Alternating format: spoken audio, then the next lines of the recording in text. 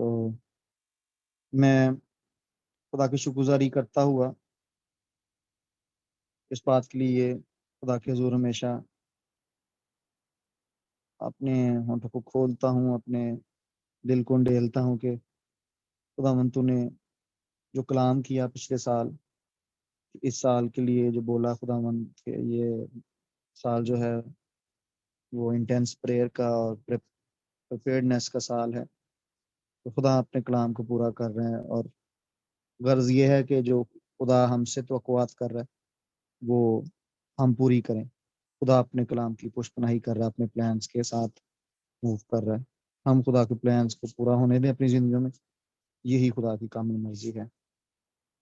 इन lectures के बारे में बताता चला जाऊं तो ये बात बहुत साफ और बड़ी वाजह है कि यहाँ आपका गुजारा हुआ टाइम इन मीटिंग्स में, इन सर्विसेज में, इन लेक्चर्स में आपकी लाइफ को, आपकी मिनिस्ट्री को, आपकी डेस्टिनी को कहीं ना कहीं जरूर बेनिफिट देने वाला है।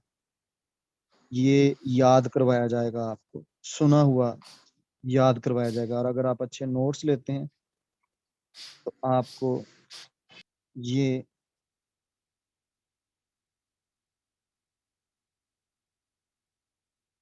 लेटर ऑन भी काम में आएगा। सो ये मटेरियल इसलिए पड़ा रहेगा। लेट मी टेल यू, मैंने ये जो कुछ भी सीखा है मैंने इसकी कीमत चुकाई है। नॉलेज कभी फ्री नहीं होता। रेवलेशन आपको स्पिरिचुअल कीमतें चुकाकर मिलते हैं और नॉलेज आपको फिजिकल कीमतें चुकाकर मिलते हैं। अगर यूहन्ना आरफ को पतमस के जजीरे में नहीं कीमत चुकाने का मौका मिलता तो रेवलेशन भी नहीं मिलता। और अगर आप किसी क्लास में, किसी यूनिवर्सिटी में नहीं बैठते और पे नहीं करते तो आपको नॉलेज भी नहीं मिलता। तो जो कुछ आपको मैं बता रहा हूँ, जो कुछ मैं सिखा रहा हूँ, ये ओवर द ईयर्स ये इन्वेस्टमेंट है, मॉनेटरी फिजिकल इन्वेस्टमेंट की वजह से। और जो कुछ खुदा ने स्पिरिचुअल इन्वेस्टमेंट की वजह से सिखाया, ये उसकी अमेलगामेशन है, ये उसकी कंपोजिशन है, ये उसका कंपाउंड है जो मैं आप लोगों को डिलीवर कर रहा हूँ। तो याद रखिएगा कि होली स्पिरिट जरूर इसे वक्त पर आपको याद करवाएंगे, लेकिन वही जो कुछ आपने सीखा और सुना होगा। So don't waste your time. अगर आप यहाँ पर हैं तो इंटरेस्ट से बैठिए और दिल से बैठिए ताकि खुदा आपसे बात कर सके, वरना फिर आपका यहाँ पर बैठना और जमा होना भी बेफायदा है। खुदा को बरकत दे। मैं पिछले लेक्चर में ए टू डी अल्फ़ाबेटिकली चला हूँ। तो प्रैक्टिकली आज एक एग्जांपल मुझे मुझे क्वेश्चन किया मेरी एक स्पिरिचुअल डॉटर ने व्हाट्सएप पर। मैंने उसको एड्रेस नहीं किया उस टाइम, मैं बिजी था। 2-3 अभी मैंने एक्टिविटीज की हैं थोड़ी देर पहले तक। मैं अभी भी मैं मीटिंग जब ऑन थी तो मेरी 13 मिनट कुछ सेकंड्स की कॉल जो है वो बड़ी इंपॉर्टेंट थी मेरे मिनिस्ट्री टूर के रिगार्डिंग, जो मैंने आपसे कल शेयर किया था। उसके रिगार्डिंग किसी से मैं कॉल पर था। तो मैंने अभी थोड़ी देर पहले ज्वाइन किया है। तो मैं चाहूंगा कि मैं पहले उसको प्रैक्टिकल एग्जांपल को आंसर कर दूं जो अभी ड्रीम रिसेंट मुझे पूछा गया है। किसी ने ड्रीम देखा कि किसी ने कोई प्रेग्नेंट है बहन और उसने बेबी गर्ल को जो है वो डिलीवर किया। तो इसकी इंटरप्रिटेशन मुझे पूछी गई थी। पहली बात सुन लें कि मैं कोई पेड इंटरप्रेटर नहीं हूं कि ਤੁਸੀਂ ਮੈਨੂੰ पे करोगे तो मैं ਤੁਹਾਡੀ इंटरप्रिटेशन शुरू कर देंगे। नो, मैं एज ए टीचर आपको टीच कर रहा हूँ और करता चला जाऊंगा। और जब मैं पूरा नॉलेज इम्पार्ट कर दूंगा तो ये आप लोगों पर होगा कि आप उसको कैसे यूज करते हैं। जैसे मैं अपने लिए यूज करता हूँ उस नॉलेज को, तो आप लोगों के ऊपर होगा टोटली होली सोली। तो मतलब प्लीज, अगर आप यूट्यूब पर भी सुन रहे हैं मुझे या आप इस मीटिंग में हैं, तो ये नहीं है कि आप मुझे अपने ड्रीम्स अब शेयर करना शुरू कर दें। मैं इतना फ्री नहीं होता कि मैं आपके ड्रीम्स की इंटरप्रिटेशन शुरू कर दूं। अब ये ना कहिएगा कि यूसुफ को और दानियल को जो था वो ड्रीम्स के लिए बुलाया गया। इसके अलावा इसके अलावा उनके पास मेरी तरह और बिजीनेस नहीं थी। होंगी, लेकिन मेरे पास जो है वो और असाइनमेंट्स भी हैं, मुझे और भी करनी है। तो मैं टीच करूंगा और वो नॉलेज आप यूज कीजिए और वेट करें, सारा कुछ टीच करूंगा। A to Z नंबर्स भी टीच करूंगा, अल्फाबेट्स में भी टीच करूंगा और कलर्स भी टीच करूंगा। मैं आपको आपकी सीयर अनमेंटिंग को इंक्रीज करने के लिए जो बेनिफिशियल नॉलेज है वो आपको दूंगा। और मैं आपको फिर बता रहा हूँ, ये मैंने पेड नॉलेज लिया है जो मैं आपको फ्री ऑफ कॉस्ट दे रहा हूँ। हालांकि गॉस्पल फ्री ऑफ कॉस्ट होती है, लिसन मी वेरी केयरफुली। बहुत सारे लोग उस आयत को उठाकर सिखा देते हैं कि सुना देते हैं कि मुफ्त पाया तो मुफ्त देना। That is about gospel preaching, that is not about knowledge sharing. But I am sharing with you क्योंकि खुदा मुझे इसका अजर देने को है, खुदा मुझे उसका रिवार्ड देने को। अभी थोड़ी देर पहले एक फैमिली आई हुई थी, वो सिर्फ यूट्यूब पर लेक्चर सुनकर वो अपनी सीड को लेकर मेरे घर पहुंचे हुए थे कि हम डिलीवर हुए हैं और हमने बरकत पाई है। जीरो से वो टेस्ट मनी दे रहे थे कि 90,000 उनके बड़े बेटे की सैलरी है हो गई है और 40,000 छोटे बेटे की। और अनपढ़ हैं, पढ़े लिखे नहीं है, जीरो से, जीरो मोताजी से वो निकले हैं और कह रहे थे हम सिर्फ और सिर्फ आपके यूट्यूब लेक्चर सुन के हमने पूरी फैमिली ने डिलीवरेंस हासिल किया, ग्रोथ हासिल की। तो खुदा मुझे इस तरह से रिवार्ड करता जाता है। तो खुदा आपको बरकत देगा। अगर आपको नॉलेज मिल रहा है तो इसको कभी भी वेस्ट ना कीजिएगा, शेयर कीजिएगा। किंगडम बढ़ेगी इससे, खुदा की बादशाही। और बादशाह की जब की रियाया की जब को फिक्र करता है तो बादशाह उसकी फिक्र करता है। May God honour, may God bless this investment जो मेरी मेरी खिदमत से किंगडम ऑफ गॉड में हो रही है। सो मैंने ड्रीम बताया कि किसी ने, किसी बहन ने देखा कि वो प्रेग्नेंट है और उसने बेबी गर्ल को डिलीवर दिया किया। तो प्रेगनेंसी की इंटरप्रिटेशन पहले सुन लें। अच्छा, हर ड्रीम को आपने ड्रीम पॉजिटिव और ड्रीम नेगेटिव दोनों इंटरप्रिटेशंस को सामने रखना। मुमकिन है कि वो आपकी लाइफ में पॉजिटिव इंटरप्रिटेशन रखती हो, नेगेटिव भी हो। अब आप किन सिनेरियोज में से गुजरने हैं वो डिपेंड करता है कि आपका रिलेशन खुदा के साथ क्या है और आपके इर्द गिर्द हालात कैसे हैं। तो उनमें से ड्रीम्स जो हैं वो जन्म लेते हैं, ये याद रखिएगा। तो उनकी इंटरप्रिटेशन जब तक आप मुझे अपनी स्पिरिचुअल लाइफ नहीं बताएंगे या जब तक मुझे पता नहीं होगा आपका, जब तक, तो एक तो खुदा है ना, खुदा रिवील करता है। लेकिन इंटरप्रिटेशन अगर आप नॉलेज के थ्रू करना चाहेंगे तो फिर मुझे आपकी लाइफस्टाइल का पता होना चाहिए कि आपकी खुदा के साथ फेलोशिप कितनी है। तो in short, pregnancy new beginning का साइन होता है। आपकी जिंदगी में कुछ ऐसा शुरू होने लगा है जो कि अभी विजिबल नहीं है, दुनिया के लिए वो विजिबल नहीं है, लेकिन वो आपके अंदर खुदा ने शुरू कर दिया। ये मैं इसकी पॉजिटिव साइड बोल रहा हूँ। और थोड़ी मुद्दत के बाद वो दुनिया के लिए विजिबल हो जाएगा। और स्पिरिट रैम में सुनिए ध्यान से कि बहुत सारी ब्लेसिंग्स को जब खुदा आपके अंदर रखता है, तो जब आप कंसीव करते हैं ब्लेसिंग से, तो वो प्रेगनेंसी की सूरत में दिखाई जाती है सम टाइम स्पिरिचुअली। लेकिन स्पिरिट रैम में यही ना सुनिए कि सिर्फ ब्लेसिंग से ही लोग कंसीव करते हैं।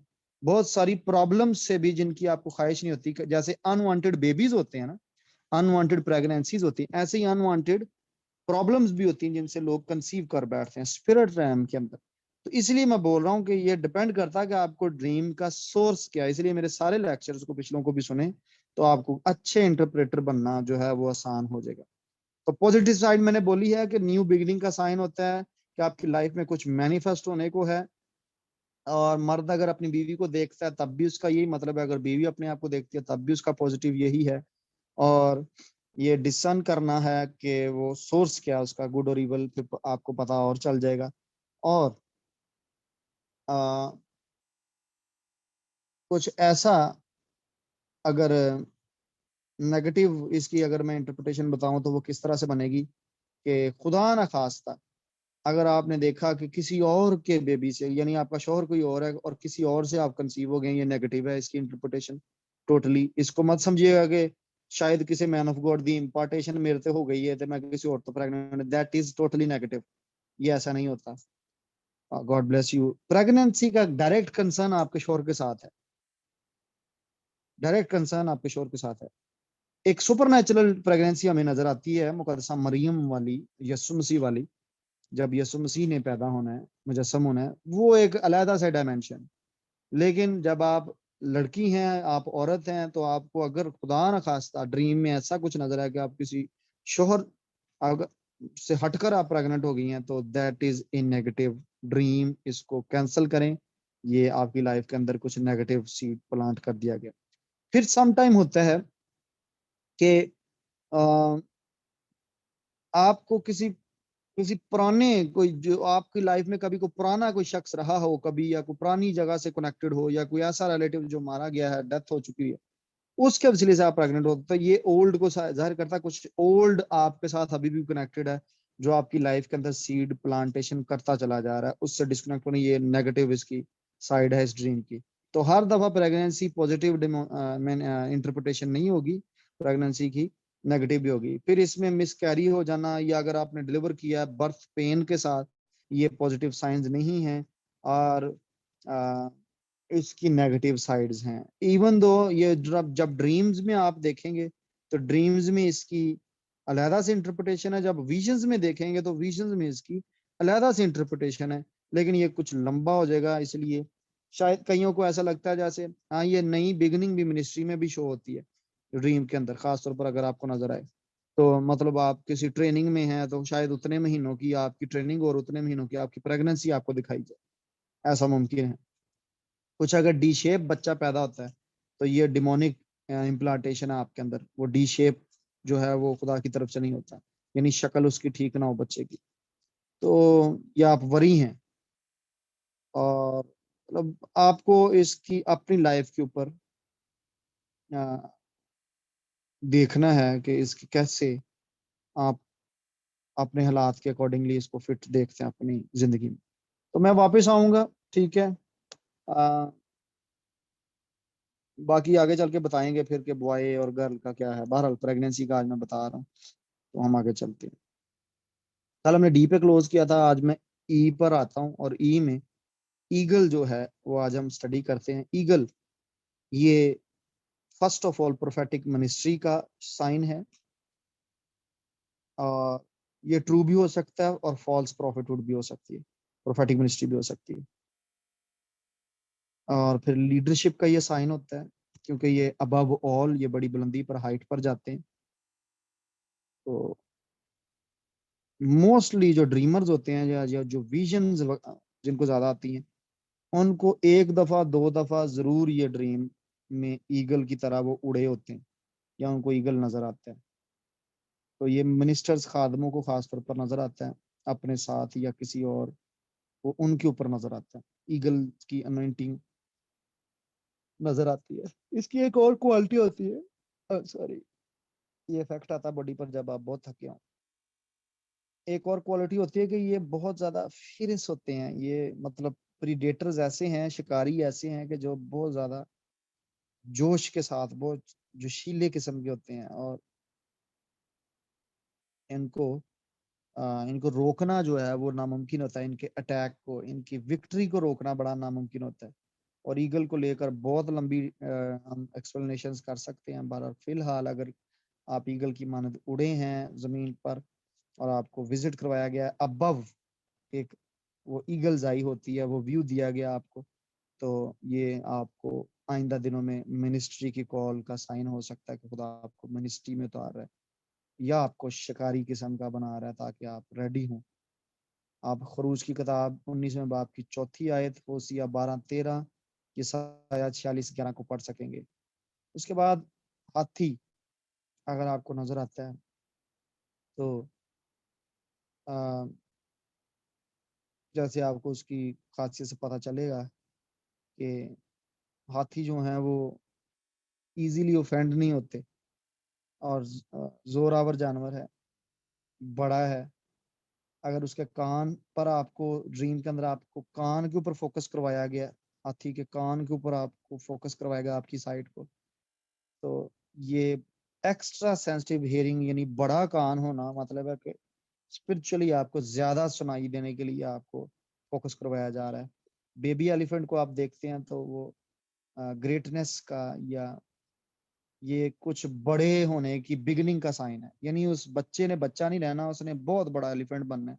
तो ये कुछ बड़े की ग्रेटनेस का पोटेंशियल है उसके अंदर, जो कुछ आप देख रहे हैं।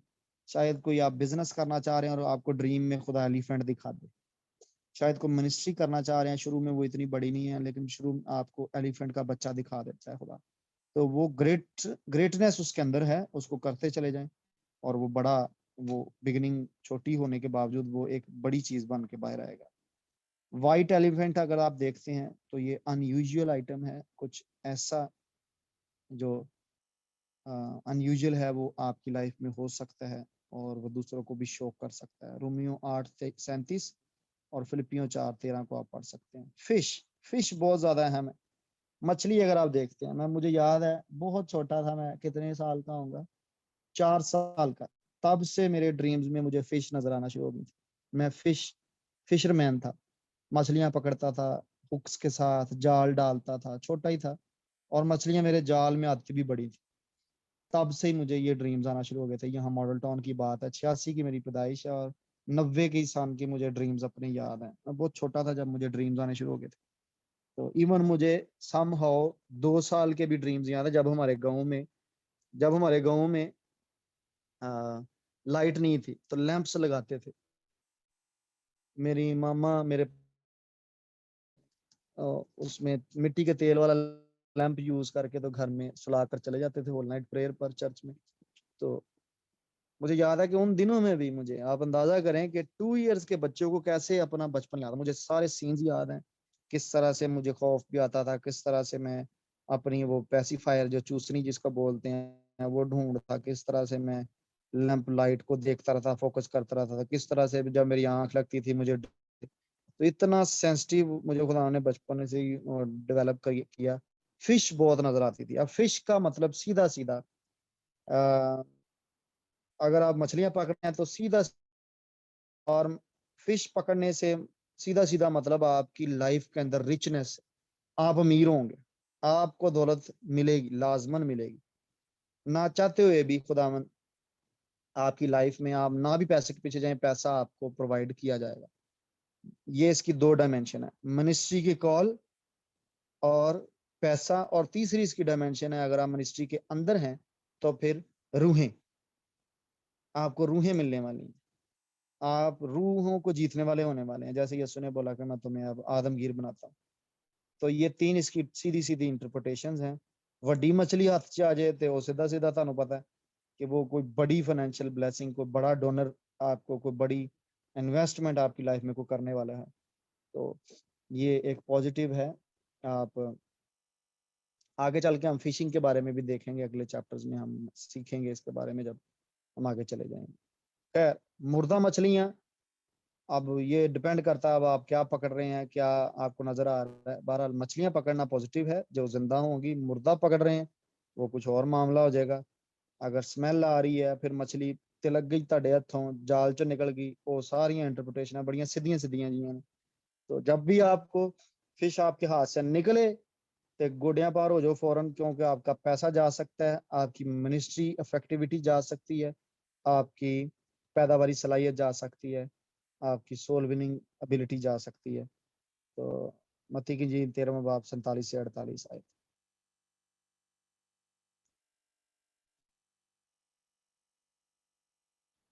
खुदा आपको बरकत दे। मैं चाहूंगा कि अगर मैं एक हवाला पढ़ूं, तो मैं हवाला पढ़ने की कोशिश करना ताकि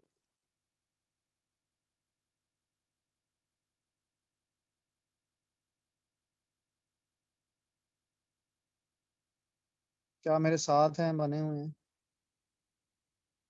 ये कईयों के लिए बोरिंग होगा, कईयों ने कहना यार सानू कितने याद रहना है, बट मैं आपको फिर बता रहा हूँ जो सुनते हैं वो याद रहता है। और मेरी दुआ है कि जो आप सुन रहे हैं, टाइम इन्वेस्ट कर रहे हैं, वो आपको याद है, आपकी मिनिस्ट्रीज में आपको हेल्प आउट करेगा, आपको हेल्प आउट करेगा। देंगे इसके बारे में। यार अभी मैं आगे चलता हूँ। फ्लाई, मक्खी, कल हमने बीज का देखा था,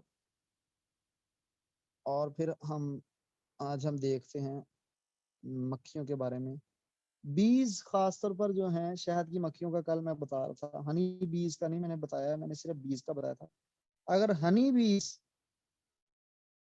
बिजनेस की अनोइंटिंग है, ये प्रोडक्शन की अनोइंटिंग है, ये पैदावारी सलाहियत है, ये ग्रोथ की अनोइंटिंग है। अगर आपको हनी बीज नजर आती, ये याद रखिएगा, हनी बीज। लेकिन अगर आपको सिर्फ बीज नजर आती होगी, फिर वो मैंने बता दी हुई है। अब आ जाते हैं मक्खियों पर, फ्लाइज पर।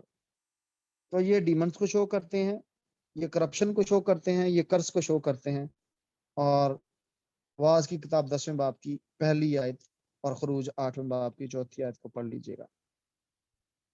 लुमड़ियां, फॉक्स, ये धोखे को शो करते हैं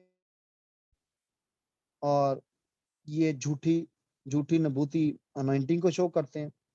ये शरारती लीडर्स को शो करते हैं, विकेट जो लीडर्स होते हैं। और ये पोशीदा गुनाह को शो करते हैं। और आप अज़र-गुज़रात की किताब दूसरे बाब की 15वीं आयत को पढ़िएगा कि इन छोटी लोमड़ियों को जो खेत को बर्बाद करती हैं, उस आयत को पढ़ लीजिएगा। और लूका 13वें बाब की 32वीं को पढ़ लीजिएगा। और फिर हिजकिय्याल 13वें बाब की चौथी छठी आयत को पढ़िएगा। मेंढक अगर आपको नजर आते हैं, ये मेंढक मैंने पहले बोला मैरीन स्पिरिट्स, पानी में से जो भी एनिमल आपको नजर आए केयरफुली उसको डील करें। मैरीन स्पिरिट है ये स्पिरिट है, डीमन है, ये जादूगरी है, ये लानत है, कर्स है और इवल वर्ड्स हो सकते हैं, क्योंकि ये बोलते रहते हैं, शोरी करते रहते हैं। और जबूर 78-45वीं आयत भला करे, मुकाशफा 16-13 में इनका जिक्र आपको मिल जाएगा। उसके बाद जराफा नजर आता है आपको, साइन है आपको, सरफराजी मिलने वाली है। आप ये एक ऐसा जानवर है जो बड़ा नायाब सा नापैद सा है। तो इसके लिए थोड़ा सा गर्दन च सरिया जिन्हों आइदा ना दी नेगेटिव साइड है। अब आपको डिपेंड करता है कि आपको ड्रीम में क्या फोकस करवाया गया। तो अगर सम टाइम हो सकता है कि हॉटीनेस, प्राउड फीलिंग्स वाले लोगों को भी ये ड्रीम्स में दिखाया जाए ताकि वो थोड़ा अपने आप को झुकाएं, नीचे लाएं। तो लेकिन ये एक्सॉल्टेशन का भी साइन है, पॉजिटिव और नेगेटिव इसकी दूसरी साइड मैंने बता दी। फिलिपियों 2 बाब तीसरी आयत को आप स्टडी कर सकते हैं। बकरियां बकरियां सिनर्स को शो करती हैं और बेयकीनी को, ना बेईमानी को शो करती हैं। ढीठपन को, बकरी ढीठ होती है, भेड़ सुनती है, बकरी नहीं सुनती। और ताबे ना होने को, नाफरमान स्पिरिट को शो करते हैं। और स्ट्राइफ जो होती है ना, यानी ਐਵੇਂ ਲੜਾਈ ਝਗੜਾ ਪਾਉਣ ਵਾਲੇ ਜਿਹੜੇ ਹੁੰਦੇ ਨੇ ਜਾਂ लगातार ओपोजिशन च रहने वाले, इन्हां नूं कहंदे ने। तो एक नेगेटिव पर्सन की भी ये इंटरप्रिटेशन है। एक अगर आप इसकी थोड़ी सी डिटेल चले जाएंगे तो एक आपको याद होगा कि स्केप गोट का भी जिक्र है। तो अगर आपको स्केप गोट का, ये तो अब कलाम आप पढ़ेंगे तो आपको जारी बात है उसमें से निशान नजर आएगा। स्केप गोट होती थी कि दूसरिਆਂ ਦੇ ਗੁਨਾਹ ਜਿਹੜੇ ਨਾ ਆਪਣੇ ਉੱਤੇ ਲੈ ਕੇ ਫਿਰਨ ਵਾਲੀ, ਤੇ ब्लेम फॉर अदर्स, ਜਿਹੜੇ दूसरिਆਂ ਦੀ वजह ਨਾਲ ਆਪਣੇ ਉੱਤੇ इल्जाम लाते हैं, स्केप गोट उसको बोलते हैं। तो अगर आप अखबार की किताब को पढ़ेंगे ना 16वें बाब में आपको मिलेगी वो। चलो पढ़ देता हूँ 10वीं आयत को, मैं आपके लिए मदद हो जाएगी जिनको नहीं पता। तो अखबार 16वें बाब की 10वीं आयत। लेकिन जिस बकरे पर अजाजील के नाम की चिट्ठी निकले, कुर्रा यानी, वो खुदावंद के हुजूर जिंदा खड़ा किया जाए ताकि उससे कफारा दिया जाए और वो अजाजील के लिए बियाबान में छोड़ दिया जाए। ये है इंग्लिश में, अगर आप इसको पढ़ेंगे ना तो ये स्केप गोट है। 16:10 but the goat on which the lord fell, यानी कुर्रा, to be the scapegoat Azazel, उसका तर्जमा होगा। स्केप गोट वो होती है जेड़े दूजियां दे गुनाह इल्जाम अपने उत्ते ले फिरे अटोनमेंट की खातर। खैर इस पे एक लंबा लेक्चर और बन जाना है, मैं आगे चलता हूँ, मैं आगे बढ़ूँ। अगर आप बाज देखते हैं तो वो भी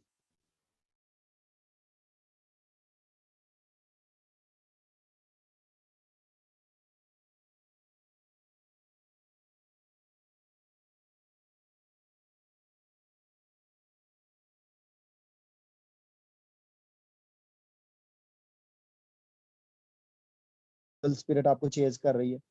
और अगर आप किसी का पीछा करें तो आप फिर मिनिस्ट्री में स्पिरिचुअल वॉरियर की रिस्पॉन्सिबिलिटी को अपने ऊपर रखते हैं, आगे बढ़ेंगे आप माल की किताब 20 इसको पढ़िए और आप पढ़िएगा। फिर आ जाते हैं हॉर्नेट्स, वेस्प जिनको बोलते हैं, जिन्होंने नीले रंग वाले, तो इनकी आपको पता है ये बीमारी का साइन है। पहला साइन है, अगर ये खुदा ना खास्ता आपका पीछा कर रहे हैं, तो ये बीमारी है जो आपका पीछा कर रही है, कोई बीमारी को लगना चाहती है। शायद ये टेम्पररी होगी, क्योंकि जब आपको बाइट कर सोजिश देगा, डंक का असर जरूर, जहर जरूर आएगा। सम टाइम ये भी मक्खियों की तरह, बीज की तरह, ये भी वो अल्फाज हैं जो आपको बाइट करते हैं।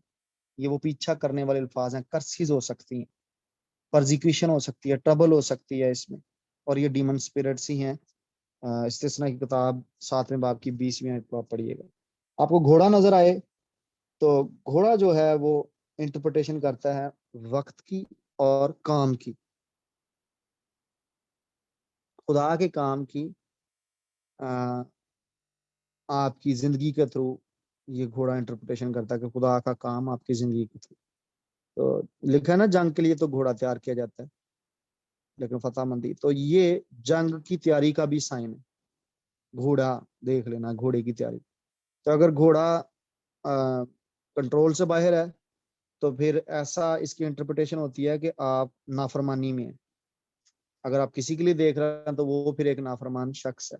आप देख रहे हैं, तो फिर याद आ रहा है मुझे कि ना हो घोड़ियां खचरा वांगर तू, कि वो नाफरमानी आपके अंदर है, जिसको आ, लगाम डालने की जरूरत है। खुद डाल लेंगे तो बहुत अच्छा है, टेम हो जाएंगे, नहीं तो फिर खुदा डालता है।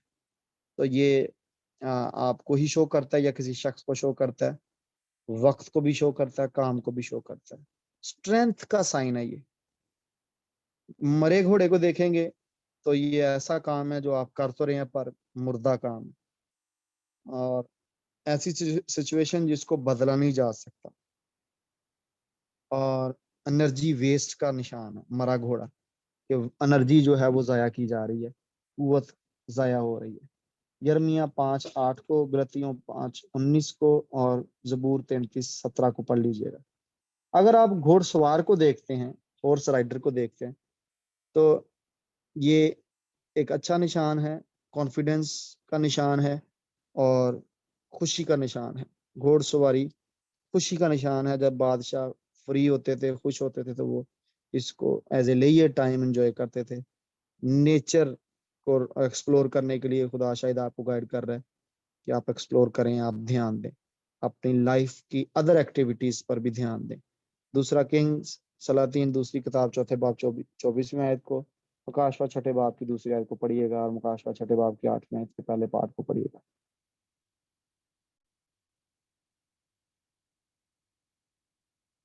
अच्छा जी, अगर आपको घोड़ा फ्रंट से दिखाया जाए, तो ये किसी खास सीजन की शुरुआत है या काम की शुरुआत है, बिगनिंग है। अगर आपको बैक दिखाई जाती है, तो ये एंडिंग है, और ये ऑफेंसिव का निशान भी है। ਤੇ ਪੰਜਾਬੀ 'ਚ ਇੱਕ ਨਾ ਮੁਹਾਵਰਾ ਸਾਡੇ ਦਫ਼ਤਰਾਂ 'ਚ ਬੋਲਿਆ ਜਾਂਦਾ ਕਿ ਕੀ ਅਫਸਰ ਦੀ ਕੀ ਕੋਈ ਦੱਸੇਗਾ, ਬੋਲੇਗਾ, ਅਫਸਰ ਦੀ ਅਗਾੜੀ ਤੇ ਘੋੜੇ ਦੀ ਪਿਛਾੜੀ, ਇੰਜ ਕਰਕੇ ਕਹਿੰਦੇ ਨੇ ਕਿ ਇਹਦੇ ਕੋ ਬਚਣਾ ਚਾਹੀਦਾ, ਕਿ ਐਵੇਂ ਬਿਲਾ ਵਜ੍ਹਾ ਅਫਸਰਾਂ ਦੇ ਅੱਗੇ ਨਾ ਜਾਓ, ਤੇ ਉਹਨਾਂ ਦੇ ਅੱਗੇ ਖਲੋਵੋ ਨਾ, ਤੇ ਘੋੜੇ ਦੇ ਪਿੱਛੇ ਨਾ ਖਲੋਵੋ, ਕਿਉਂਕਿ ਉਹ ਨੁਕਸਾਨਦੇਹ ਸਾਬਤ ਹੁੰਦਾ ਹੈ। ਤਾਂ ਅਗਰ ਆਪਕੋ ਪੀछे ਪਿੱਛਾ ਵਹਾਇਆ ਜਾਂਦਾ ਘੋੜੇ ਦਾ, ਤੇ ਤੁਹਾਨੂੰ बचना है, क्योंकि कोई ਤੁਹਾਨੂੰ सट भैड़ी वजन वाली। मुझे याद है, अभी मेरे बड़े भाई तो इधर नहीं है, एक दफा बारिश हो रही थी, तो ऐसे ही बड़े भाई को एक घर के पास एक चीज खड़ी नजर आई, 4 पाँव के ऊपर एक दुम, और इसी तरह से उसके दांत, इस तरह से उसके 2 कान थे। तो भाई को मसला हुआ कि ये क्यों ऐसे बारिश में भीग रहा है, तो जाके छेड़ा, तो बस फिर वो मुजाहरा मैंने देखा अपनी आंखों से, जो ये दिखाते हैं। तो अफसर दी अगाड़ी ते घोड़े दी पिछाड़ी, इंज करके कुछ कहते हैं, जो गलत नहीं करना, तो बचना चाहिए। तो ये ऑफेंस है, चोट लगेगी आपको, मुतात हो जाए। काला घोड़ा देखते हैं, जो कि आपको नजर आएगा मुकाशा की किताब में, तो वो काल का, कहत का, बुरे दिनों का निशान है काला घोड़ा। और मुकाशवा 6:5 में और मूस 8:11 में आपको नजर आएगा। लाल घोड़ा देखते हैं, तो ये अजियत का, इज़ारसानी का, गजब का, गुस्से का, खतरे का, मुखालफत का निशान है। मुकाशफा छठा बाब चौथी आयत यूहन्ना 16:2। और अ, अगर आपको किक मारता हुआ आप देखते हैं या अपनी एड़ी उठाता हुआ घोड़ा देखें तो ये मुखालफत का निशान निशान है, ये बगावत का निशान है, ये धमकी का निशान है कि इससे आपको मुताब रहना है। यूहन्ना 13:8 पढ़िएगा। और मैं इसको आज यहाँ पर क्लोज किए देता हूँ। सो अभी हम अल्फाबेट्स को खत्म नहीं कर रहे। कईयों को ये क्वेश्चन होगा कि हजे दे विच होर भी अल्फाबेट दे विच बड़े जिक्र हो सकते हैं। अभी बहुत सारा सिलेबस पड़ा हुआ है, ये तो अभी चलता रहेगा, पता नहीं कितनी देर तक चलेगा।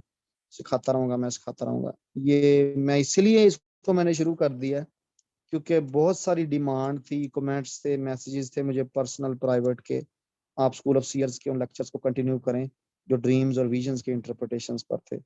तो चूंकि इस मीटिंग पे मुझे बहुत ज़्यादा फोकस करना पड़ रहा था जूम में, तो मैंने इसी को वो यूज़ किया है इस टाइम को, ताकि मैं आपको भी ये टीच कर जाऊं और उनको भी जो वेट कर रहे हैं यूट्यूब पर इन लेक्चर्स के लिए। तो may God bless, may God honour. आज खुदा आपको बरकत दे इस टाइम इन्वेस्टमेंट के लिए। मैं एच पर इसे रोकता हूँ, हम कल आगे चलेंगे। जब हम ये फिनिश कर लेंगे तो मैं भी दोबारा अल्फ़ाबेट से शुरू हो जाऊँ, जो रह जाएंगे मैं उनको बीच में फिर डालना शुरू कर दूंगा। तो खुदा आपको बरकत दे। जो सिलेबस मेरे पास है वो मैं सारा आपको जरूर शेयर कर दूंगा, बढ़ाऊंगा, आपको तरक्की के लिए तरफ गामजन करूंगा। God bless you. दुआ कीजिए मेरे लिए, घराने के लिए, खास मिनिस्ट्री टूर को जरूर, पाकिस्तान के हालात को जरूर याद रखिए। और प्रे फॉर दिस वॉर। मैं आपको बताऊं, ये जंग बिगड़ रही है रशिया की और यूक्रेन की। Pray against this war. ये टर्न हो रही है उस वॉर के अंदर जिससे नहीं होना चाहिए। दुआ करना शुरू करें, दुआ करना शुरू करें। मैं इसे पॉज कर रहा हूँ, बल्कि रिकॉर्डिंग को बंद कर रहा हूँ और हम दुआ करना शुरू